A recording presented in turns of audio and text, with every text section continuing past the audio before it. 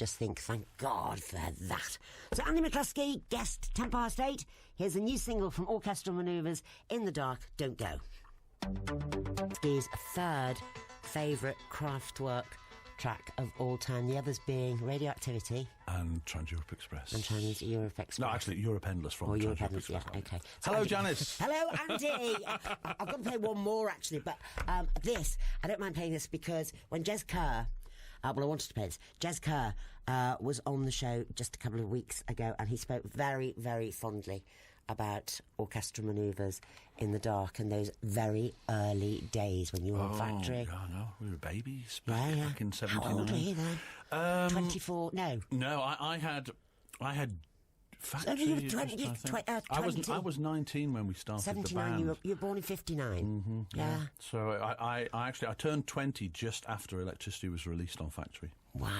Yeah. And do you remember that meeting with Tony Wilson or anything? Or was it him? I remember meeting him at the Factory when we went down there on our second ever gig. We played with Cabaret Voltaire down there. And I remember meeting him. He was pleasant enough, but I don't think he was particularly interested in. But we sent him a cassette trying to blag our way onto the Granada Reports because we saw bands on. And he wasn't terribly interested. No. In fact, we had finally had it confirmed to us by Lindsay, his ex-wife, last year when we were doing a book. She said, yeah, I got into the car and there was a shopping bag full of cassettes. She said, what's this, love? Oh, they're the rejects. She reached in, she pulled one out and she went, Orchestral Manoeuvres in the Dark? That sounds interesting. She put on Electrician, she went, that's great. That's the sort of thing you should be signing for your... That's what happened. So Lindsay pulled us out of the reject bag. Good grief. And what's interesting about Jez, he's just done, as you did a few weeks ago, Does Rock and Roll Kill Brain Cells? Yes, that was quite... How did he score? I don't know, I've just... I have to read that afterwards. Do you know, it's terrifying when they ask you slightly spurious questions, but roughly based on your own history, so you think, I should know the answers to this, but... Well, I'm trying to look... What factory number is your debut album? That was the first question. They had... It was Fact 16C, and they were correct. He was correct. But I don't know... You should know that sort of thing. Yeah. I think they asked me what our fact number was of the single Electricity, which was 6. Yeah, you remembered... Well, you would remember that, wouldn't you? Well, yeah, but they were the early days when everything was first. You remember the first of everything, usually. Yes, you do.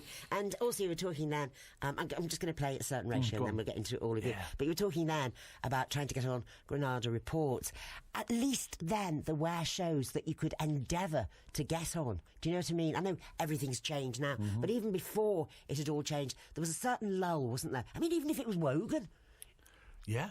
Well, I mean... I've never seen the Bunnymen on Wogan. I've been on Wogan as well. I mean, there is such a dearth of outlet for music now. I mean, I think now it's like, Strictly or a special guest on X Factor. You have somebody going like that, dancing in front of you. Yeah, it's not exactly the coolest thing, but, I mean, listen, over the years I have done some pretty uncool TV. We'll find out about those in a moment. Let's just play a certain ratio, and this is Dirty Boy Massey Remix. The Massey remix, and my guest is Andy McCluskey. And you were saying, going back to those days with a certain ratio, and also with Joy Division, and what was it, a fire eater? Yeah, fond memories of quite a lot of gigs in mid-1979 when we were on Factory, and there would be certain ratio and us and Joy Division. But there was also John Dowie, the comedian, and we always knew if we turned up late to the sound check and Joy Division went, do you want a headline tonight? We go, the fire breathers here isn't... No, we're not going on stage full of paraffin. It stinks and it's really dangerous. No, you guys can headline. We'll be out of here before the fire breather gets on stage. How funny, that's brilliant. So it's 40 years, and as a result, we've got this... Well, 40th anniversary Greatest Hits Collection career box set. It's got 5 CDs, 2 DVDs, in a 10-inch box set, a hardback book, poster, series of 10-inch prints. It needs its own shelf. It's actually remarkably condensed, but it weighs like a block of gold. It's remarkable. I mean, I think there is the opportunity. You can also buy just the CD or the vinyl collection of the 40 singles. It's very convenient of us to have 40 singles in 40 years. Good planning. Who'd have thought? But yeah, we aren't just... listen, I'm very happy we've had hit singles. Yeah. That's great. But we were all more than just hit singles. And so that the box has all sort... I mean, 1983 Dazzle Ships concert that was recorded but nobody ever heard before. And 22 tracks that Paul found in the archive that have never been released. But so... Had you forgotten about them? Some of them, yeah. I mean, Paul kept sending me photographs of tape boxes going, what's this? And I'm like, I don't know, so let's have it, you know? Let's find out what it is. I mean, there were... Probably say about two-thirds of it we remembered, but there was a good sort of 6 or 7 tracks which were like, I don't even remember us playing that, writing that, working on it. I mean, admittedly, we used to work onto tape. You know, we used to use the tape. Before computers, we would use the tape as a writing tool. And if the song didn't get completed, but maybe there was another there on the multi-track, because you could get 3 or 4, 5 songs on a multi-track. If one of them was like, you know, Souvenir or Joan of Arc or something, we'd take that to the studio, work it up. That would become, you know, that would get mixed and mastered. But then the tape would go, after we leave the studio, the whole tape would go into storage somewhere, and we would never see it again. So these things sort of, we never got them back, some of them. They just went into storage. So really? it was quite interesting. And it must have been so... I mean, I love old tape machines, and I used to work with them in radio, obviously, because I was a techie at first. But so cumbersome, whereas now everything's so simple, isn't it? When it works, yes. Yeah. I mean, this is the scary thing, though, is that, you know, tapes are actual objects, and they can get damaged, but there is something there that you can hang on to.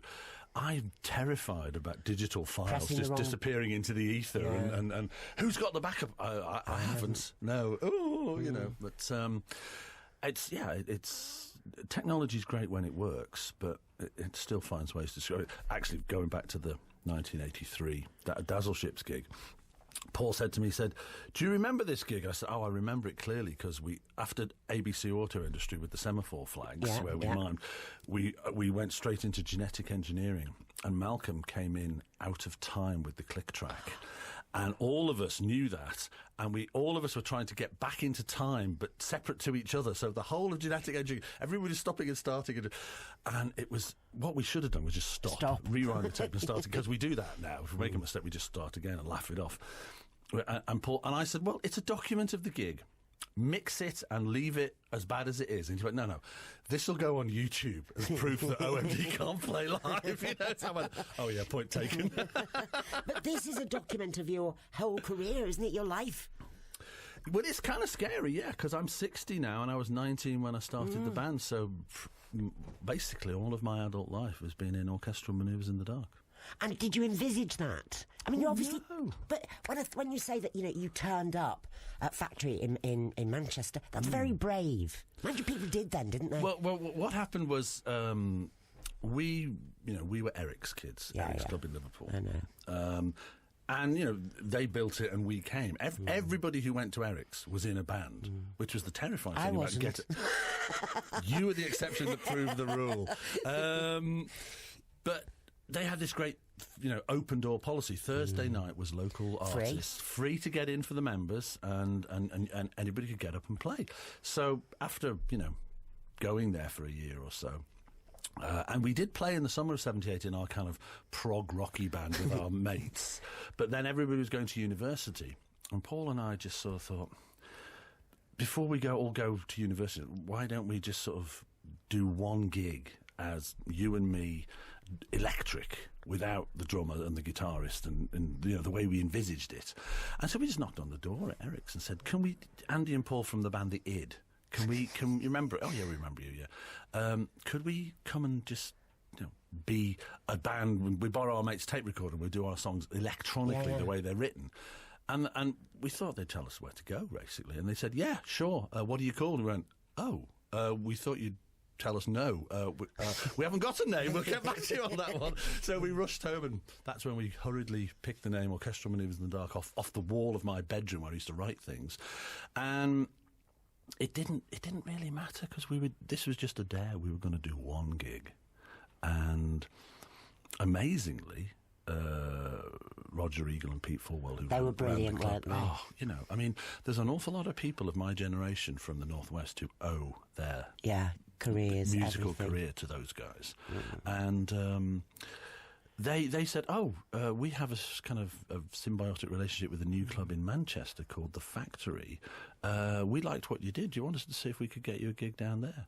So the second gig, they sent us to Factory. We played there with Cabaret Voltaire, and that's when we got cheeky enough to give Tony Wilson the cassette. Wow. The days of cassette. Yeah, I know. Well, yeah, who knows? Yeah, it's all digital these days. I know, but I mean, when you think, I got sent hundreds of cassettes, as you can imagine. Did you file them in the bin in a bag in the car? I did listen, I did listen, but it was hard work.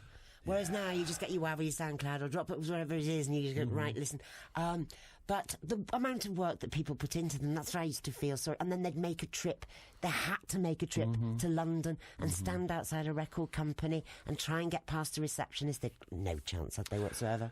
No, I mean, it was basically file it in the bin. You know? I mean, nobody had the time to listen to all of the unsolicited material that would arrive.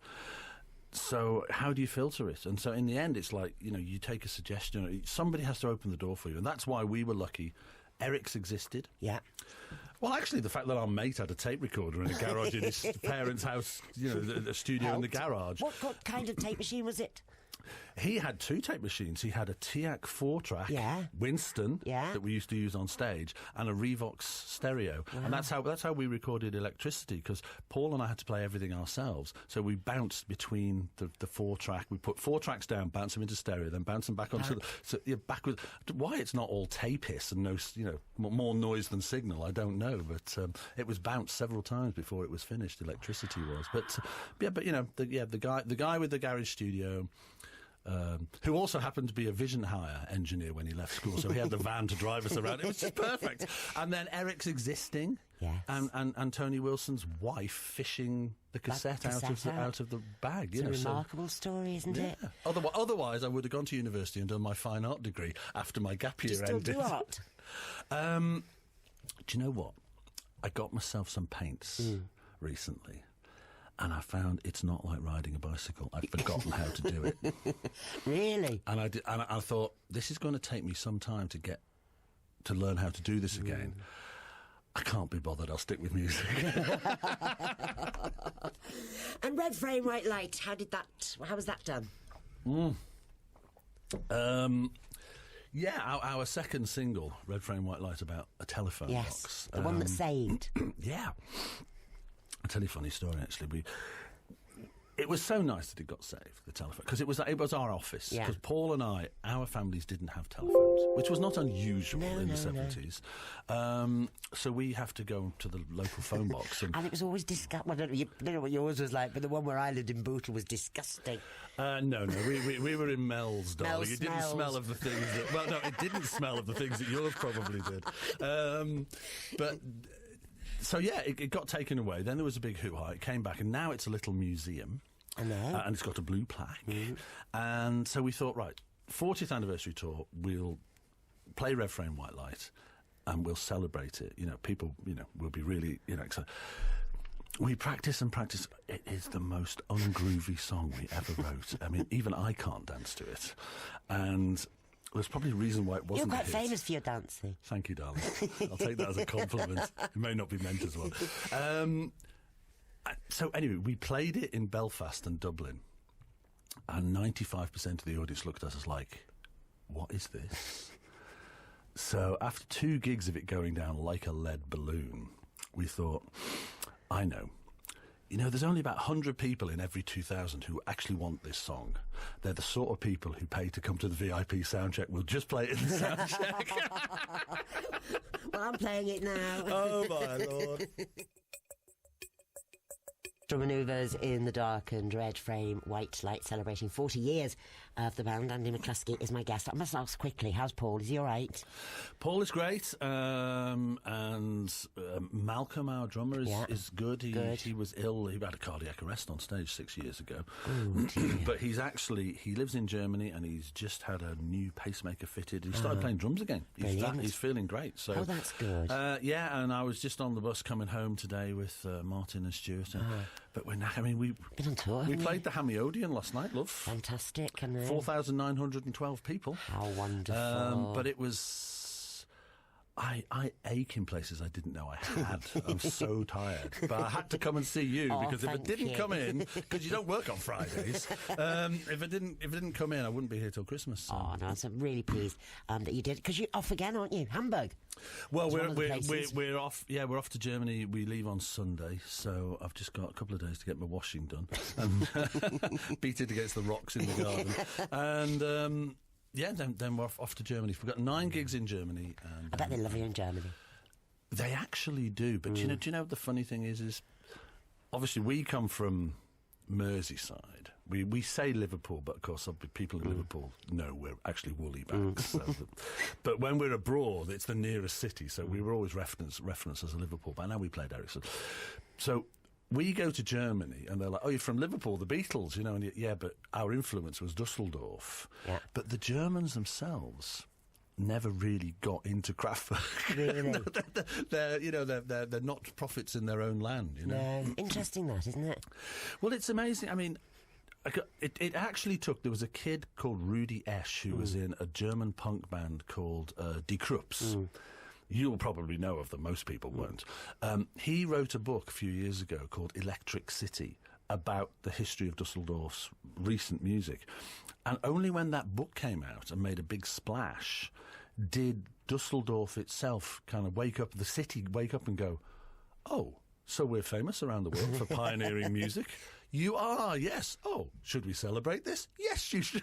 They just hadn't realised. No, it's like Liverpool not having a Beatles statue. Yeah. Or knocking down the cavern. I mean, who would do anything stupid like that and fill in the original cavern? Heaven knows. Send them to the tower, whoever did it. Do you remember the first time you were played on the radio? Yes, actually, yes. And it was quite... We didn't realise we were. This was the thing. We came out of the garage studio, we got in the Vision Hire van, and we were going to the pub on what we had left of our dole money, I think.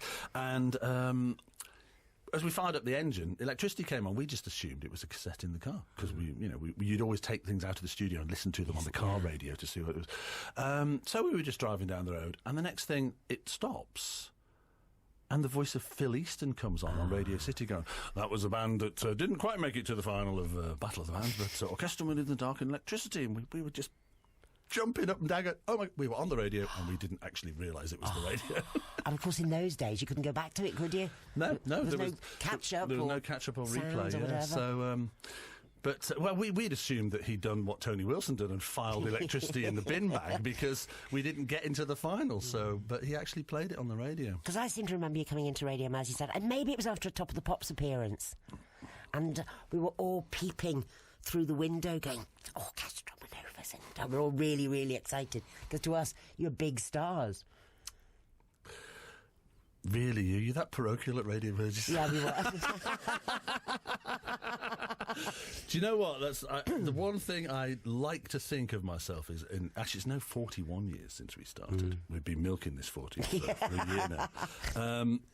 We have never thought of ourselves as big stars. I mean, we sold a lot of records, but it was all about just doing the music and staying real and not disappearing up our own egos, which I hope we've managed to do. I think you've managed to do that, haven't you?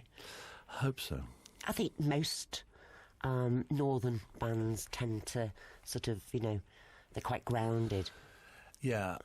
Do you know what? I think if you stay in the Northwest, you can't fail to. 'Cause, I mean, I can remember walking down Church Street in Liverpool after Enola Gay had been a hit. Yeah. Just went, and this bloke comes up and he goes, "Hey mate, aren't you in that band?" And I went, "Orchestral, yeah, that's it, yeah. Hey, you were on the telly, weren't you? Last Top of the Pops, yeah. You got a new single out, haven't you? What's it called?" Enola Gay. "Yeah, it's crap." Do you know what? Pete Wiley had exactly the same. It was the same bloke. It just reeled us in, just reeled you in, and then crap. Weren't you on Top of the Pops last night? Yeah. You were. I think he said something worse than crap, but yes, I'm on the radio. It was. Do you remember all of those Top of the Pops days? Because when you think about the amount of people that were watching us doing Top of the Pops, it's actually terrifying. It is, I mean, isn't it? Sometimes it was over 20 million for the big ones. Well, also on one of the DVDs, there's all of our Top of the Pops performances. Yeah. 29 Top of the Popses we did. Did you 20? That's a lot, isn't it, for one band? I think Quo have done more, but we've still quite a lot. Yeah, well, they didn't really have to practice that. Well, you know, I mean, I still make jokes about my bass playing being, you know, I mean, Enola Gay, our biggest selling single ever, has 4 notes in it. It's the same 4 notes all the way through. That's all I play. I remember once doing a thing with an orchestra who had a bass player who had a 5-string bass, and he was playing Locomotion do by us. And then I picked up my bass and did Enola Gay, and I turned around to him and said, "So, Roger, you've got more strings on your bass than notes that I play." You know? But it must have been so noticeable after doing those Top of the Pops appearances, the sort of spike in sales. Oh, which is why when you got asked to do Top of the Pops, it was like it was the golden ticket. Yeah. And it was we were amazed because the first time we got asked, Messages was 54 in the chart. And obviously somebody liked you. Well, either that or nobody was going to come over from America that week, and they couldn't have pants people, or they couldn't have legs and go dance to 6 songs. So they tumbled down the chart. They went, "Well, they're available. All right, we'll have them," you know. So, but oh god, it was. But it all seemed so terribly glamorous from your TV screen in the living room. But as you well know, it was completely seat at the pants. Everything was recently painted, held together with gaffer tape. Well, those gantries, they've been wobbling. Yeah, much smaller in real life than it looked on the TV. And of course, yes, all the kids in the audience getting mown down by the boom cameras. Actually, I'm surprised there were no accidents. There probably were, you know. Pushed out of the way. Did you ever cheat? You know where people were told that they had to hand in a separate tape so it wasn't exactly the same as the single. Did you do that, or did you cheat? Because I know loads of people went, yes, it is a different one, the plug isn't. Oh, no. Everybody cheated. The Musicians' Union were worried about songs being performed on TV to a track that had musicians playing on it who should get another fee. So in order to force you to pay the musicians again, they insisted that you had to re-record the track. If you do a 3-hour session, that's full pay. So you were given 3 hours to recreate your hit single, which is impossible. So what you were really trying to do was demonstrate that you actually played on it, that there were no MU members, session musicians used on it. But yeah, you had to go into a studio, hire a load of gear, and re-record in inverted commas. And of course, what would happen was the monitor, the engineer would put the stereo version of the single on tracks 23 and 24. You'd go in and use the other 22 to show to the MU guy that you could actually play it. They were in on the scam. They knew. Yeah. And then the guy from the record company would go, "Okay, well, they're just going to reset the desk now for mix, so why don't we go to the pub for half an hour?" And magically, when he got back, it was all 22 tracks were muted, and 23 and 24 were up for the... Sounds just like the hit single. Well, we mixed that off, and there you go. Of course, just occasionally, you got some stickler who would say, "No, I want you to mix. I know what you're up to. I want you to mix what they've just recorded." Then you go, "Oh, we're in trouble." It never happened to us, but I think it did happen to the Bunnymen once. Really? I know what happened to the House Martins, because on Caravan of Love, for the Christmas edition, they wanted their mums to do the boom, boom, boom, boom, and you wouldn't allow it. And also for Wiley, Story of the Blues, he had problems because they said somebody on Top of the Pops wasn't the backing singer. It's, later on, once house music came along, the Beat got really they got really fed up with, like, is the person who's actually coming to mime to this the person who actually sang? Because again, Ride on Time, classically, the girl who was performing all around Europe was not the girl who sang it.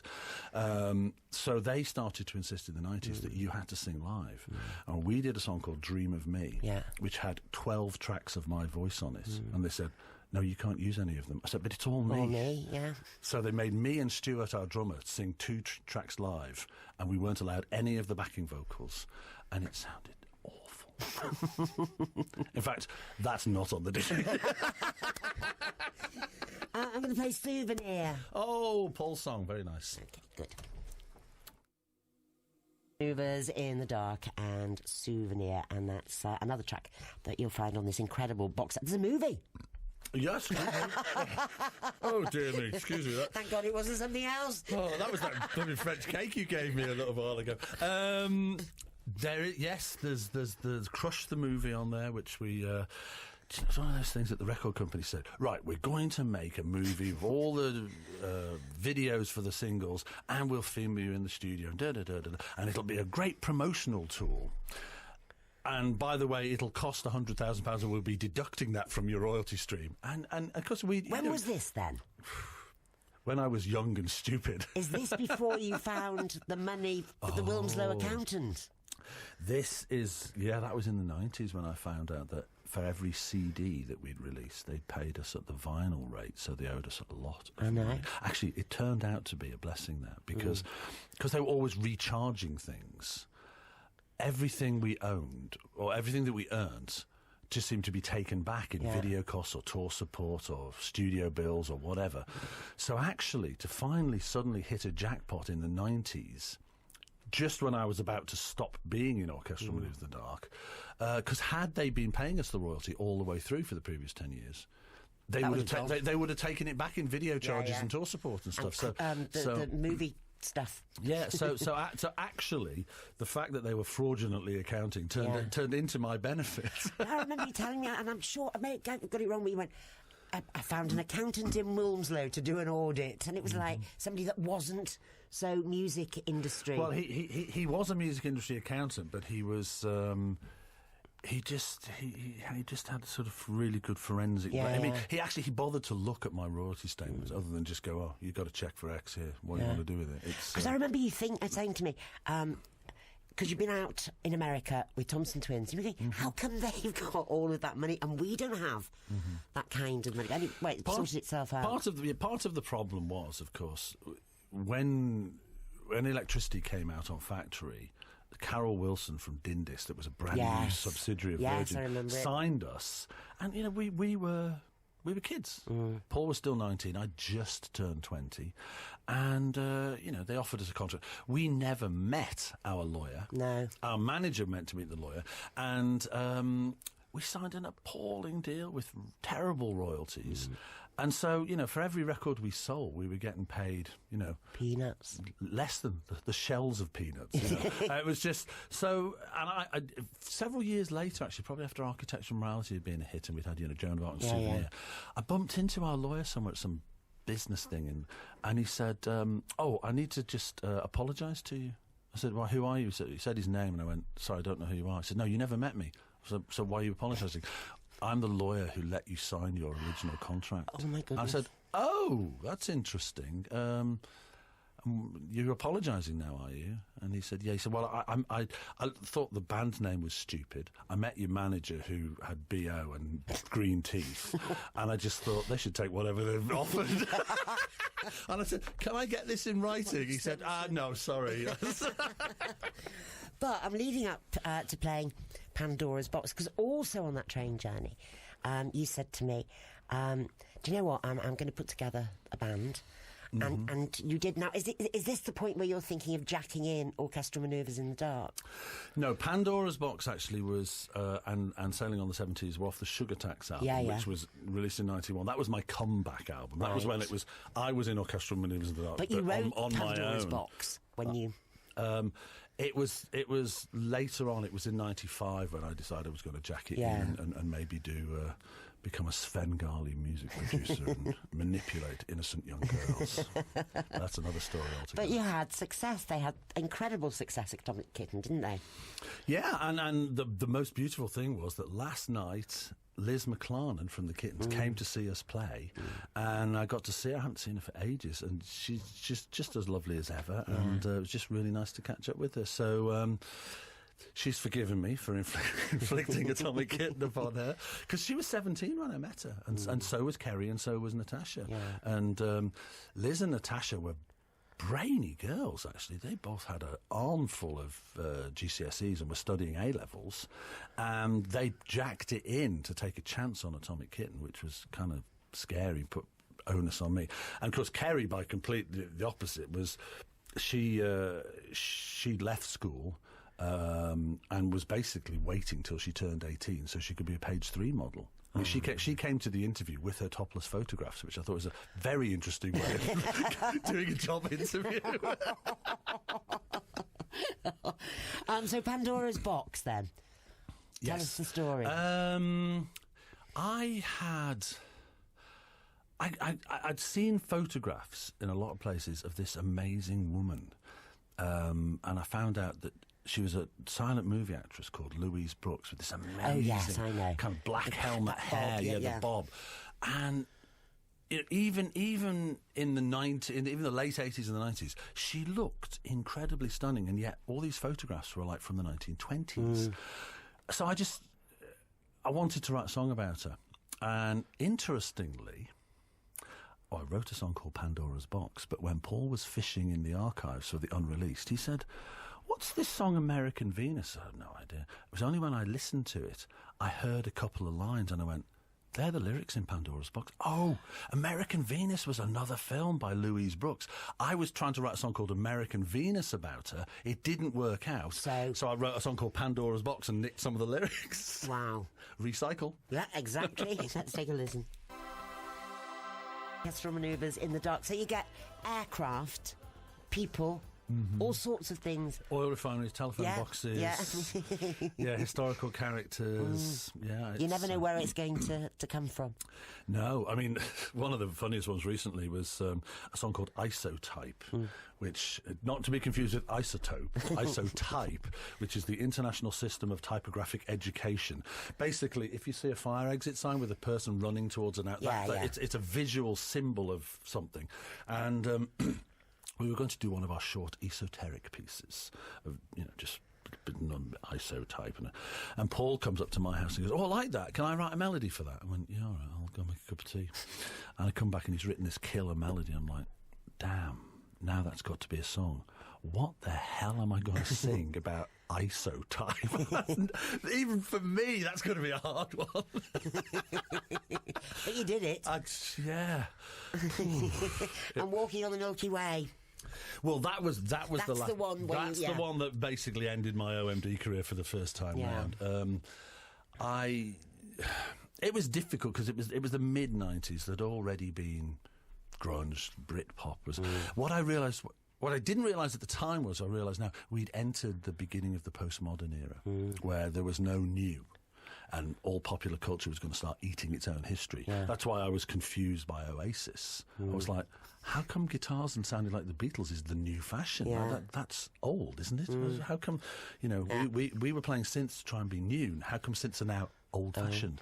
So I wrote Walking on the Milky Way, and I just thought, this is a great song. Radio 1 wouldn't play it, because it wasn't their target demographic audience. And because they wouldn't play it, Woolworths wouldn't stock it. And in those days, 40% of the singles were sold in Woolworths. So it crawled up to number 17 with both arms tied behind its back. And I thought, I'm banging my head against a brick wall. So my last ever Top of the Pops appearance was the first live appearance by the Spice Girls. Really? Yeah. Gosh. And that's when I jacked it in. And I've said to the Kittens when I first put them together, said, "You're going to take me back to Top of the Pops for the 30th time, but you're going to be on the stage." Wow. And it actually happened. And did you see it in a different light? I always used to joke, he said, the great thing about the Kittens was every time they release a record, I don't have to lose a stone and worry about my hairline. In the dark and Walking on the Milky Way, and I'm delighted to say that Andy has agreed to stay on for another 10-15 minutes after the news. In the dark and doing the It is Andy McCluskey from the band. That is Electricity. You were babies when you wrote that. 16 years old. That's unbelievable, isn't it? The older I get, the more I look back and I go, how did we do that at that age? It was like it was formed straight out of the box. We had this idea, and admittedly, it kind of a sped-up bass guitar punk version of Kraftwerk's Radioactivity. And they noticed it. Oh, they knew that. Oh, yeah. I remember years later in the 90s, I got to know Karl Bartos and Wolfgang Flür after they'd left Kraftwerk, and I went round, was invited to dinner round at Wolfgang's. So it was like, wow. And Emil Schult was there, who did the art and also wrote the lyrics for them. And yeah, Radioactivity, there was a gold single from France of Radioactivity on the wall, and I sort of said into the ether, oh, Radioactivity, we love that song. You know, Electricity really is just a sort of English punk version of it. And they all went, yeah, we know. It's like, oh, was it that obvious? But the thing is, we took a lot of the Kraftwerk ideas, but we did things differently with them. One of the things that the more refined Kraftwerk got, the less emotion they put in, and that for me actually that's when I started to lose track with them. I think Computer World was a tipping point for me, where it became, it's like water has a taste because it's of the impurities. Once you distill out the impurities, the human element or whatever, it's distilled water which has no taste. For me, the more Ralph took the human element out of Kraftwerk, the more it lost its... It did have a feel, and they lost it. But they still are the most important band ever in the history of music. How do you know if you've lost it? I hope I know, because I really don't want to be. I don't want to be up on stage or making records. I think the thing is, I think you have to give yourself enough time to edit yourself and think clearly. I think a lot of bands, as they get older, they like the lifestyle, they like touring, they like the money, whatever. But they don't want to put the effort into making an album, so they kind of.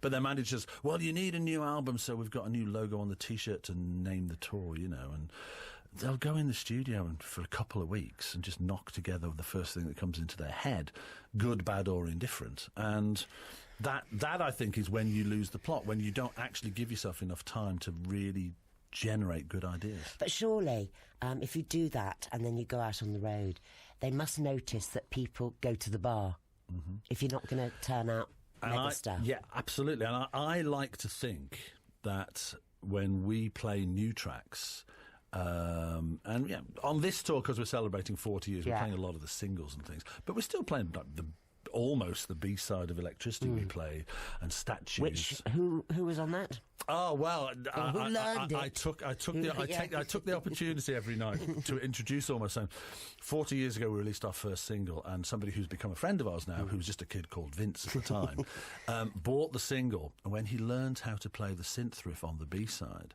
he felt he was good enough to start a band called Depeche Mode. That's a great story, isn't it? I like that story. It makes me feel real. But everybody has somebody who influences them. Who... The funny thing is that at the end of Almost, a couple of times I did say, by the way, nothing is in a vacuum, because I'll tell you now that the opening lines about the car, I was inspired way back in 78 seeing Teardrop Explodes doing Camera about the cars and photographing cars. I thought, well, I write a thing about cars. Wow. So you see, nobody works in a vacuum. No. I got the inspiration for the car lines in Almost from Julian Cope. Well, they say, I mean, when I'm not a musician, but there are only so many notes, aren't there? 12, I think you'll find, Janice, yes. Surely even you know that. But what I'm saying is, it's amazing that there aren't more similarities. There's quite a few. There's an awful lot of songs these days that have chord sequences that have been used multiple times, and I'm guilty of repeating myself as well. So Pandora's Box has the same chord sequence as Enola Gay, just transposed into a different key. Oh, the secrets are coming out tonight. You've done so many things and travelled the world. What are the highlights? How many countries have you been to? Oh, God, do you know, I've never stopped to think about it. We're starting to go to new countries. Like? This year we played in Chile and Peru for the very first time. We got down there, and it's like there's 4,000 people come and see us. We're like, wow, So that's exciting. And I think that goes back to 40 years ago. Very often, and I think this is the same in everybody's life, the things that you remember the most are the first time you do it, because you can't be the first time again. Yeah. So that first moment is indelibly etched into your head. And I, the first time I held the Electricity Factory single in my hand going, this is our song we wrote when we were 16, and now it's an actual record and I'm holding it. Yeah. That was mind-blowingly amazing. Yeah. Yeah. But as I say, all of these different countries, all of the cultures that you've come across, and people that you've toured with as well. Yeah, and the crazy thing is that quite a few of us are still touring. We're off. Bless Jim and Charlie from Simple Minds. We've been trying to get down to Oz and New Zealand for years. Oh, really? Oh. Well, we've been. Yeah, they're celebrating 40. Everybody we know is celebrating 40 years at the moment.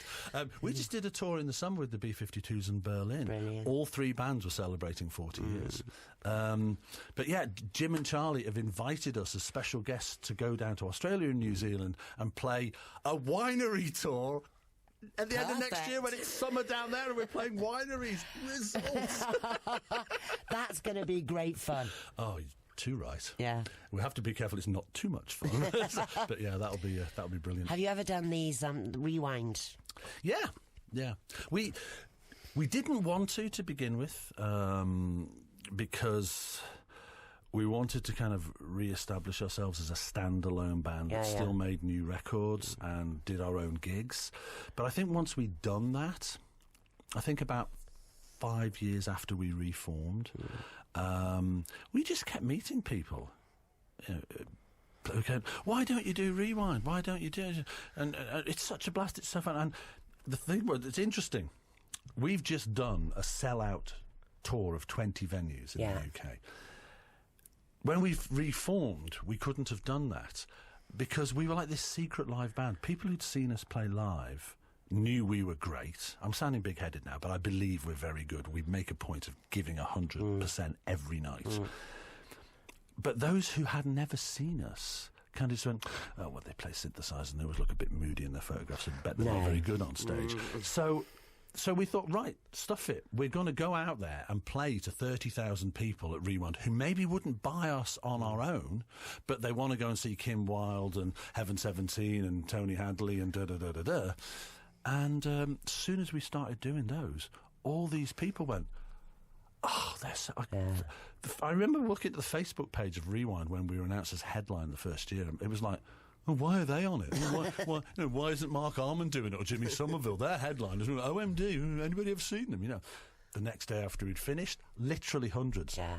I never knew they were so good. I'm definitely going to see them. So, well, the last time I saw you, because I weren't doing this job, we can't actually go to gigs.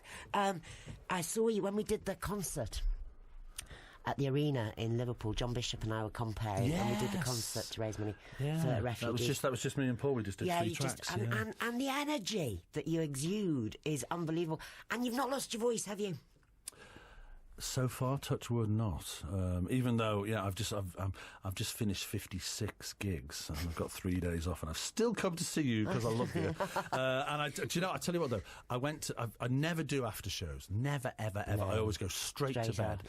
But because it was the last night of the tour and there's lots of people there, I did the after show and I got family and friends there. As soon as the clock got to midnight, it's like I turned into a pumpkin. My battery is just... I went, I need to go to bed, I'm tired, I'm losing my voice. So it was just... but I'm fortunate. I seem to have my voice still. That's great. I think... There's not many people my age who are still singing all of their songs in the original key. I was going to say, you can still go right up there. Yeah. I mean, I was a bit... I know you played... I was driving here and you played Don't Go. And I remember thinking, that's really high, that. I wonder if I can do that every night. That's going to be... whew, but I can do. Yeah. So great. They're all still in the original key. A lot of people start dragging them down a few octaves, so it's like, But... I hope it stays that way. I don't know what it is. Some singers keep their voice for a long, long time, and others start to drift after 60. So I'm just keeping my fingers crossed. You'll be fine. And a final track, and I really appreciate you coming in and staying longer than you should have done. Fantastic. I'm going home to do exciting things like take the laundry out of my bag and wash it before I go to Germany on Sunday. That's why I'm staying here, to be honest. Trying to avoid it. a new track we're going to play to end with, which is Dresden. Yeah, it's actually a couple of years old now, but I mean, compared to all of the oh others. yeah, it's not from the 80s, but it's the difficult thing to do is to try to keep the colours that people know that you normally paint in musically, but to try to do something a little bit different. Obviously, Dresden. We got asked actually to go to Dresden to perform at the Peace Prize that was delivered there because, of course, Dresden was bombed to hell in the Second World War. I used it as a metaphor for a bad situation that I'd been in. We got invited to go there, and the wonderful thing was there was the Duke of Kent and the Archbishop of Canterbury sitting in the front row when we were playing. In the old opera house that had got bombed in the Second World War, and it had all been refurbished. And finally, we got to actually sailing on the Seven Seas, and the whole audience got up and started dancing. And those two, the Duke of Kent and the Archbishop of Canterbury, felt duty bound to get up and clap along. It's like, yes, result. So Dresden always reminds me of going to Dresden and playing this song and getting the Duke of Kent and the Archbishop up. I've just got that picture now in my head. It's really, really funny. Swing your cassock. Andy, thank you so much for your time. Have a great time for the rest of the tour and a lovely Christmas. Thank you, Janice, and you. All right, lots of luck.